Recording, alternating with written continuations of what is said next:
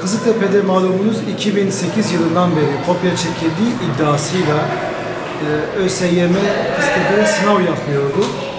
10 yıldır hem biz eğitim camiası hem Eğitim Birsen Sendikası olarak da bu kararın yanlış olduğunu, Kızıltepe öğrencilerimizin cezalandırılmaması gerektiğini defalarca dile getirdik. Daha önce sizin aracılığınızla da kamuoyuyla da bunu paylaşmıştır. Bu sene alınan bir kararla şu anda Kızıltepe'de YKS sınavları yapılacak. Eğitim camiamız ve öğrencilerimiz için olumlu bir karar. İnşallah hayırlı olur. Çünkü bu sene 2700 tane sadece 12. sınıfta öğrencimiz var. Geriye dönük 5 yıla kadar gidersek, yılda en az 2500 tane mezun olduğumuzu düşünürsek 10.000'e yakın bir öğrencimiz Kızıltepe'den başka il ve ilçelerde sınavlara giriyorlardı. Hem zaman, hem maddiyat, hem de büyük bir israfa sebep oluyordu. Alınan bu karar iyi olmuştur. Geç de olsa adalet yerini bulmuştur. İnşallah Kızıltepe eğitim camiasına hayırlı olur.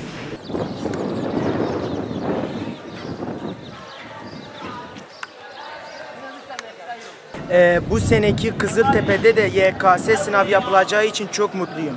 Gerek bizim gerek ailelerimiz için çok güzel, yani yapılan hata düzeltildi diyebiliriz. Bir kişinin kopya çekmesi yüzünden onlarca, yüzlerce hatta binlerce öğrenci mağdur edildi 10 yıl. Yani bir öğrencinin hatasını binlerce öğrenci ödemek zorunda değil artık.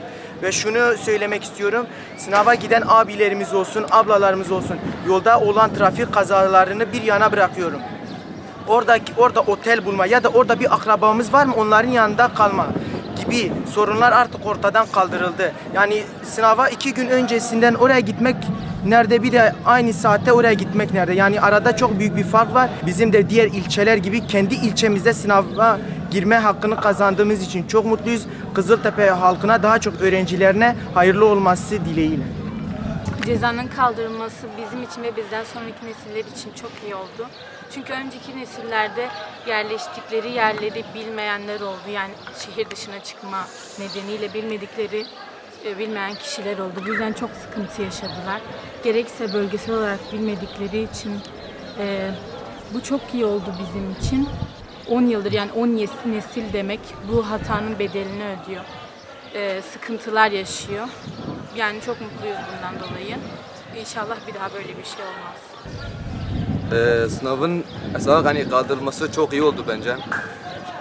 Yani artık hani buraya geldiği için hani öğrenciler tanımadıkları yerlere gitmeyecekler. Çünkü gittiklerinde hani bilmedikleri yeri hani tanımıyorlardı. Sınav yerini yani zor buluyorlardı. Yani bence iyi oldu.